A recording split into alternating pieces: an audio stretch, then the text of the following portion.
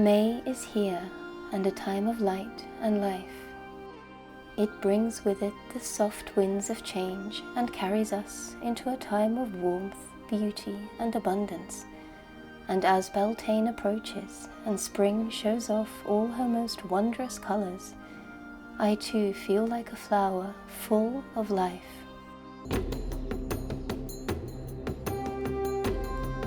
This land, once so foreign to me, has now become my home, a place that speaks so deeply to my heart and my soul.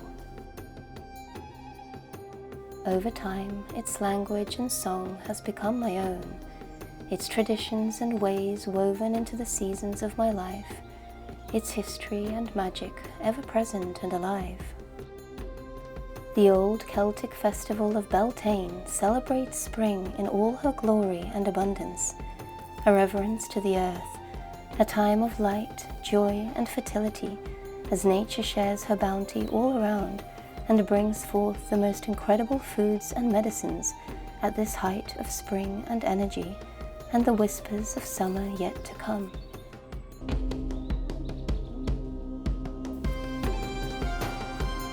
This beautiful time of year makes me come alive, and I feel as though I am a bird spreading my wings, feeling both elated and so at peace. And during this beautiful season of new life and so much abundance, I give thanks to the earth for all that she brings and hope to forever be a student of her teachings.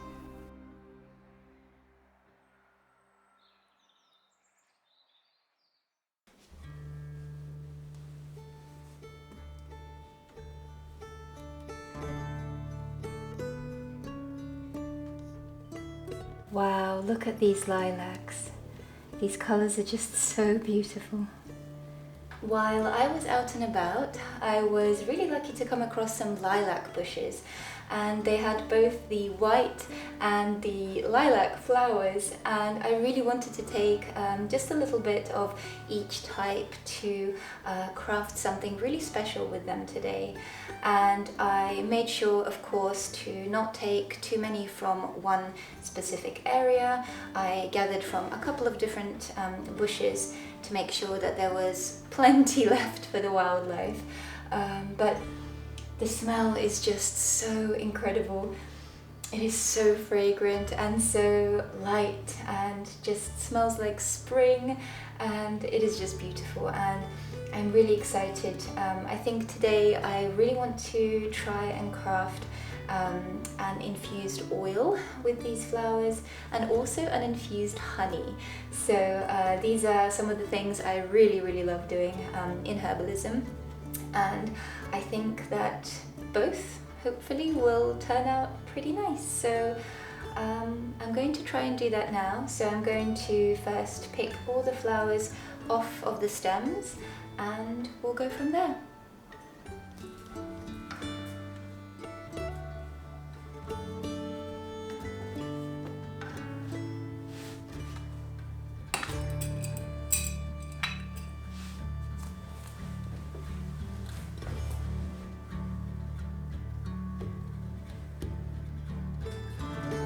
Crafting with what nature offers each season has been something I have always had so much joy in doing, ever since I was a child.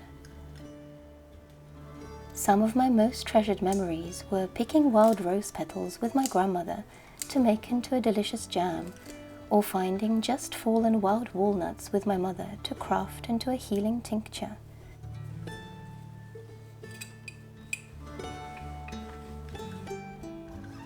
These memories always take me back to a time of great happiness and peace, of feeling connected and at one with nature and myself. Crafting in this way made time slow down and allowed me to magnify each detail into its own layer of beauty and love. It was my inner child's heart song.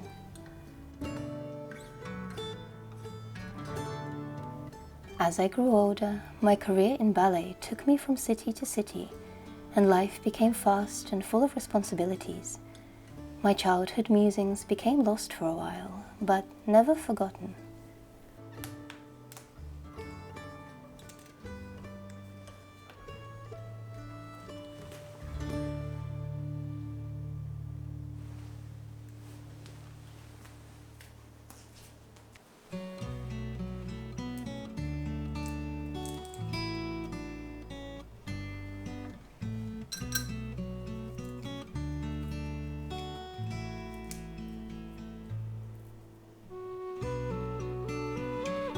A childhood dream of one day living closer to nature and experiencing its magic seemed further out of reach with every year spent living in the big city.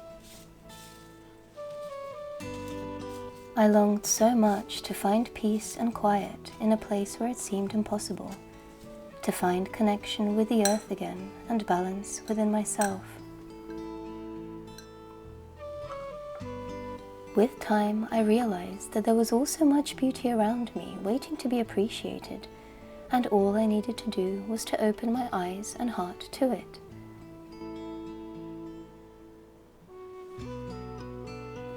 This place carries its own kind of magic, its beauty steeped in history and the experiences of the many lives lived here.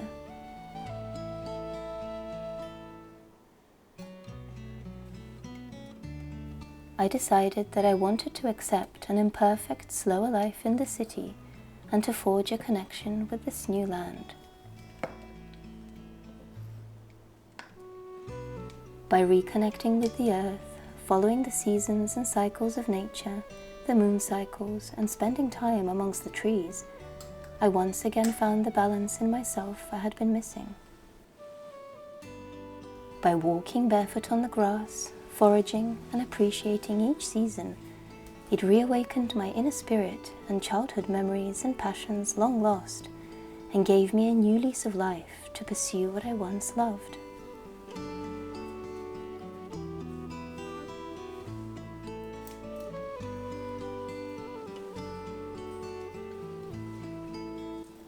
So here I have some dried sage and also some oregano, and it's been drying for about a month now, so now it's time to put it away into some jars to have for later use.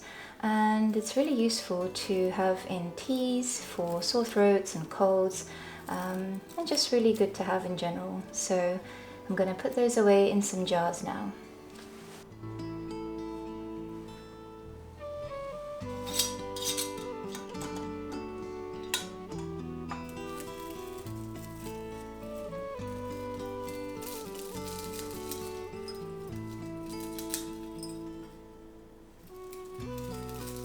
And so, this land that was once so foreign to me has now become my home.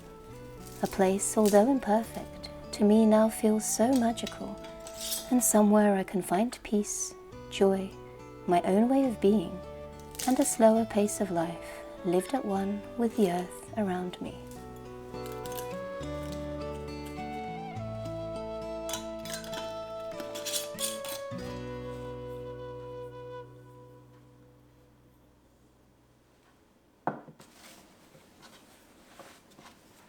It has been such a beautiful week here this week. It has been a week of much more sunny days and spring breezes and flowers, and although it's still a little bit chilly here in London for sure for this time of year, I think, I do feel that spring is definitely almost on the way. We are so close now, and it's really exciting. I was really happy this week to also be able to do a lot more foraging. That was really nice. I was able to find some purple dead nettle, and that one is really helpful for this time of year. It can be really good for allergies and things like that. And I was really excited to also find some lilacs this year, because last year I did come across a lilac bush, but a bit too late in the year. Unfortunately, it was no longer blossoming, so I was very sad. But I managed to find some this year, and they were just so beautiful. And so I'm really excited to see how my lilac honey and lilac oil are going to turn out. I've never tried the oil with lilacs before, but I hope that it will come out smelling really beautiful.